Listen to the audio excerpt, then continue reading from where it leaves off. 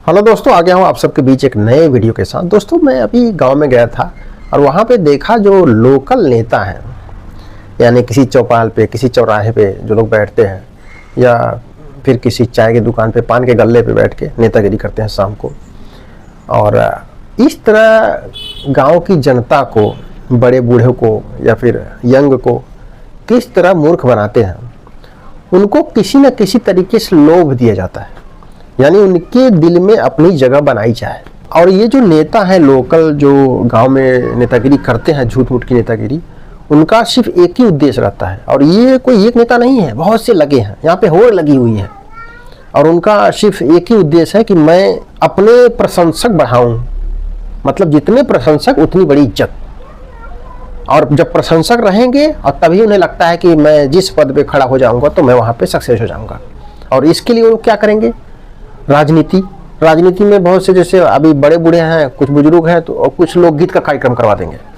अब लोकगीत का कार्यक्रम करवाएंगे तो वो जो बड़े बूढ़े हैं वो सुनते हैं, पसंद करते हैं, तो वो सोचते हैं कि अभी ये मेरे अंडर में हो गए, खुश कर दिए भाई। अब खुश हो गए तो बोले हाँ यार, ये फलाना लोकगीत का कार्यक्रम करवाए थे, बिरहा का कार्यक्रम करवाए थे। अब कुछ जो बड़े बूढ़े प्रशंसक हो गए उनके, अब यंग को खुश करने के लिए क्या करते हैं वो लोग? क्रिकेट करवा देंगे और वहाँ पे कुछ चंदा भी दे देंगे, उद्घाटन भी आके कर देंगे।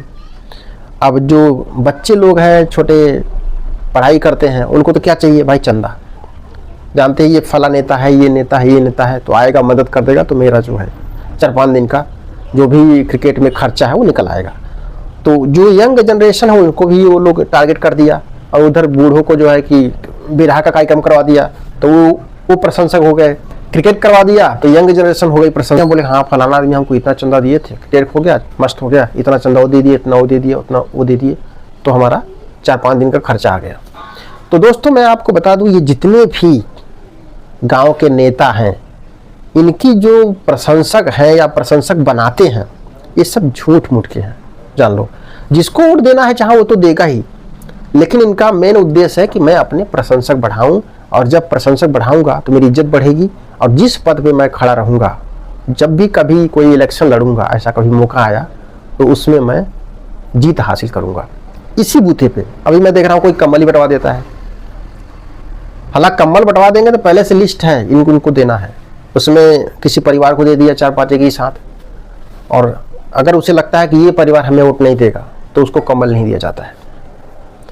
तो इस तरह जो है हमारे गांव में राजनीति हो रही है। कहानी हर जगह की मैं देख रहा हूँ, हर गांव में, हर जगह 2-4 ऐसे नेता रहेंगे जो चाहते हैं कि मैं उनसे आगे निकल जाऊं।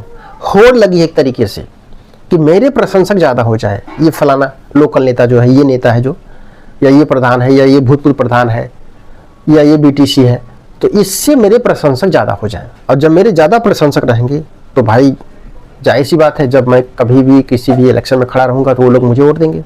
एक बहुत पुरानी कहावत है, हमारे बड़े बूढ़े कहे हैं कि पैसा गुरु और सब चेला। तो यहाँ जितने कार्य हो रहे हैं, अगर कोई नेता बोलता हाँ फलाना ऐसा काम है मैं आपका करवा देता हूँ, तो समझ लो उसका स्वार्थ है, न कि आपका है। क्योंकि वो टारगेट किसी और के लिए कर रहा है जो आपको अभी पता नहीं चल रहा है। 1-2 काम करवा देगा या फिर बोलेगा हाँ करवा दूंगा, करवाएगा नहीं। कुछ करवा भी देते हैं, कुछ नहीं भी करवा देते हैं, या फिर अपनी भाषण में ऐसा देंगे कि ऐसा होना चाहिए, गांव का ये विकास होना चाहिए, या जो प्रधान इस समय वो नहीं कर रहा, मैं होता तो इस तरीके से करता। तो इस तरह टारगेट बनाया जाएगा। सिर्फ उनको ये लगेगा कि मैं जो बोलूँ वो सही है, सामने वाला गलत है।